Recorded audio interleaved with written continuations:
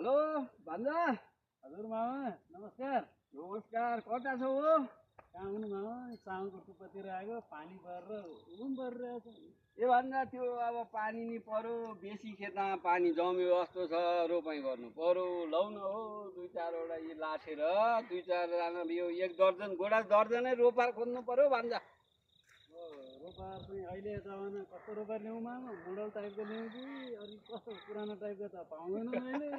मेरो भान्जालाई नि मोडेल चाहिएको छ। होइन हो, ती मोडेल ल्याएर काम छैन। दिउँसभरि खेतमा हिलो ख्याप्छन्, टिकटक बनाउँछन्, रिल बनाउँछन्। तिनले काम गर्दैन भान्जा, मेलै सर्दैन, लाठेसँग जिस्किन्छन्। अब चाउचे बाउसे गर्नलाई चाहिँ हाम्रो राइन्दा जस्तो लिएर मात्रै मामा उहाँ तिनी त हुँदैन भान्जा, हुँदैन। तिनले त बित्यासै पार्छन्।